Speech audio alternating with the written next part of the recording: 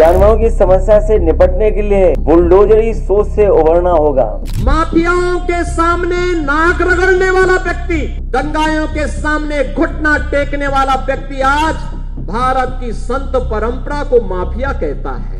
अगर इतनी बड़ी रिपोर्ट थी 18,626 पेजों की, क्या चर्चा हुई होगी उस पर? जैसे लगता है औरंगजेब की आत्मा इन लोगों के अंदर घुस गई है और फिर से इनको हिंदू विरोधी आचरण के लिए उनको फिर से प्रोत्साहित कर रही है। तभी मैंने कहा कि जो क्रोध करेगा वो योगी नहीं हो सकता, इसलिए मठाधीश मुख्यमंत्री हैं। मैं आपको बता रहा हूं कि बीजेपी इतना बुरा हारेगी उत्तर प्रदेश में जिसकी आप कल्पना नहीं कर सकते।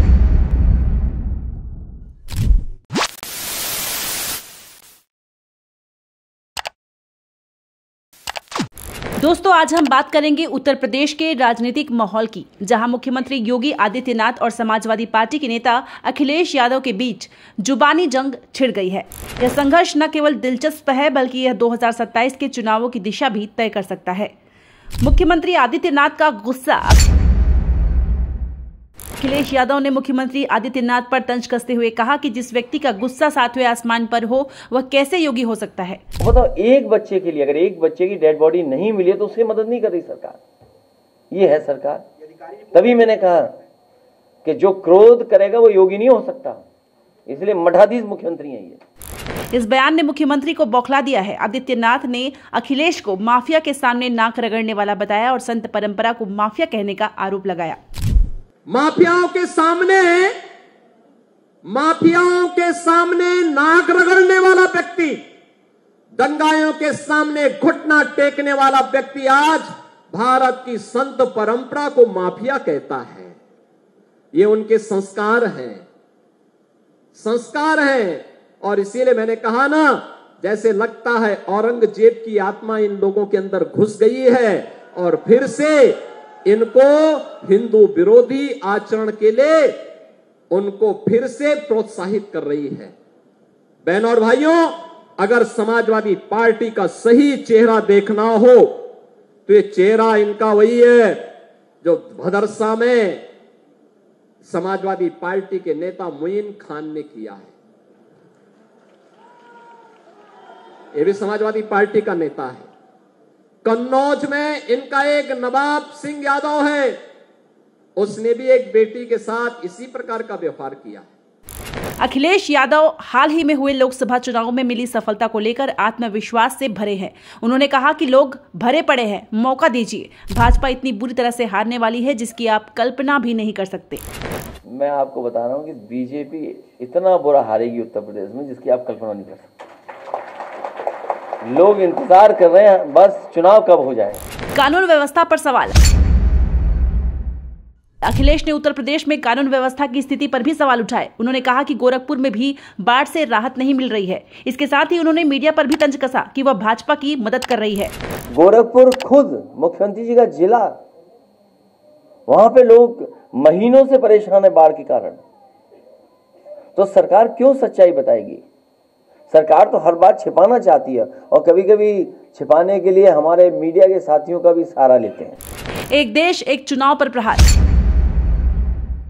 अखिलेश ने एक देश एक चुनाव के मुद्दे पर भी करारा प्रहार किया। उन्होंने कहा कि भाजपा के पैसे का खेल इस रिपोर्ट में पीछे है और यह संघीय ढांचे को बर्बाद करने की कोशिश है।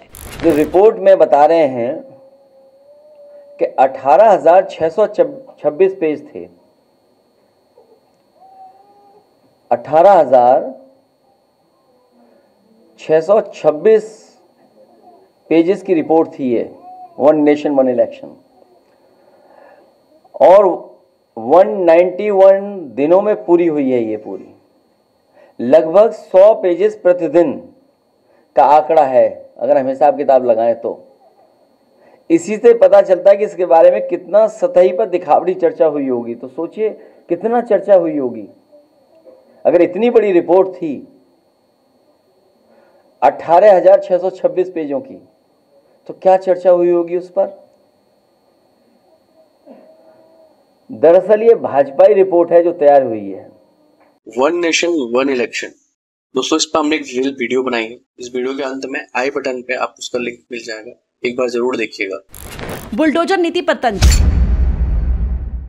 अखिलेश ने भाजपा सरकार की बुलडोजर नीति पर भी सवाल उठाए। उन्होंने कहा कि जानवरों की समस्या का समाधान तभी होगा जब आप बुलडोजर सोच से बाहर निकले। यह बयान सुप्रीम कोर्ट द्वारा बुलडोजर नीति पर टिप्पणी के बाद आया है। जानवरों की समस्या से निपटने के लिए बुलडोजरी सोच से उभरना होगा।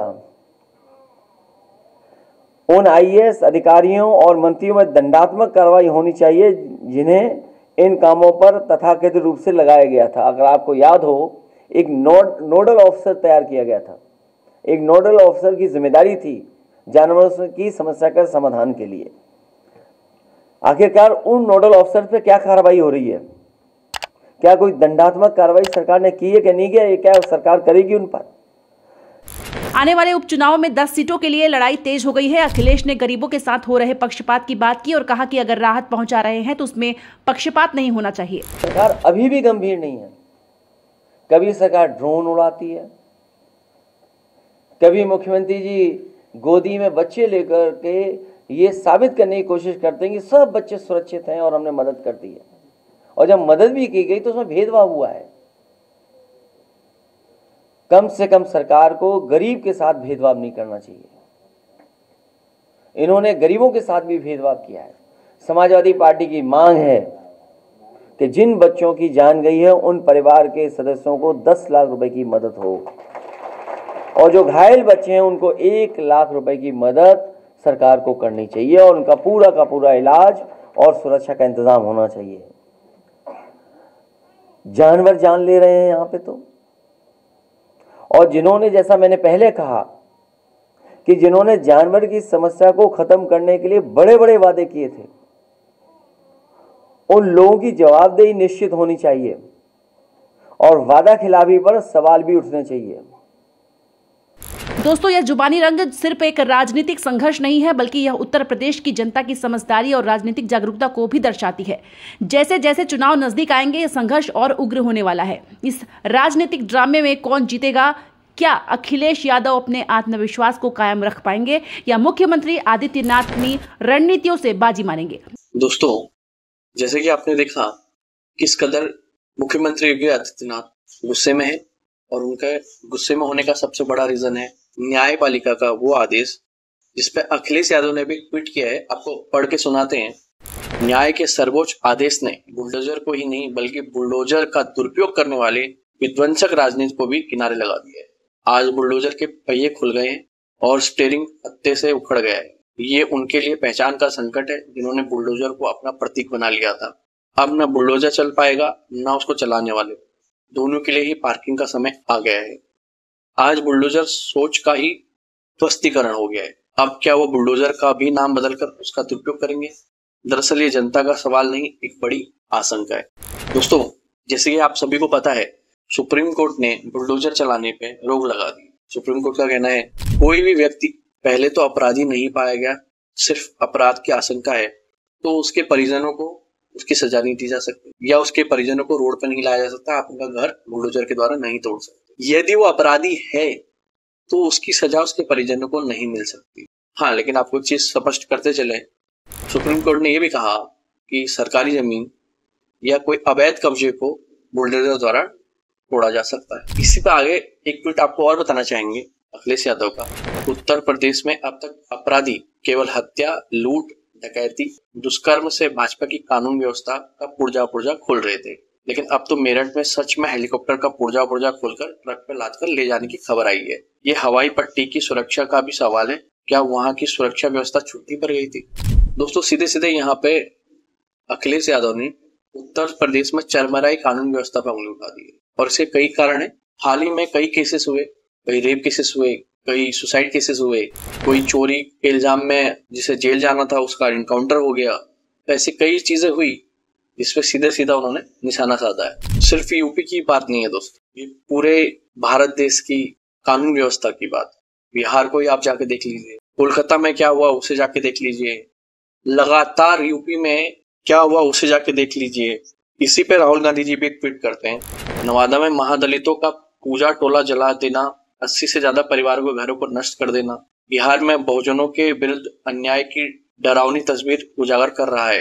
अपना घर संपत्ति खो चुके इन दलित परिवारों की चित्कार और भयंकर गोलीबारी की गूंज से वंचित समाज में मचा आतंक भी बिहार की सोई हुई सरकार को जगाने में कामयाब नहीं हो पाया। भाजपा और एनडीए के सहयोगी दलों के नेतृत्व में एक अराजक तत्व शरण पाते हैं, भारत के बहुजनों को डराते हैं, दबाते हैं, ताकि वो अपने सामाजिक और संवैधानिक अधिकार भी न मांग पाए। और प्रधानमंत्री का मौन इस बड़े षड्यंत्र पर स्वीकृति का मोहर है। बिहार सरकार और राज्य पुलिस को इस शर्मनाक अपराध के सभी दोषियों के खिलाफ तहकीकात करनी चाहिए और सख्त कार्रवाई कर और पीड़ित परिवारों का पुनर्वास कराकर उन्हें पूर्ण न्याय दिलाना चाहिए। दोस्तों, आज देश में नफरत इतनी फैल चुकी है कि हर व्यक्ति एक दूसरे से बात करना बंद कर चुका है।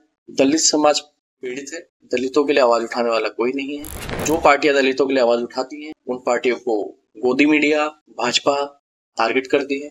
वही परिस्थिति मुसलमानों की भी देश में। ये तबके कहीं ना कहीं डरे बैठे हुए। आप और हमको सोचना है, आप और हमको निर्णय लेना है। जो हमारा देश अनेकता में एकता का प्रतीक है, इसे बनाए रखें। अंत में आपकी राय क्या है? आपको लगता क्या है, इस अखिलेश यादव इस बार भाजपा को चुनौती देने में क्या सफल हो पाएंगे? अपने विचार हमें कमेंट में जरूर बताएं।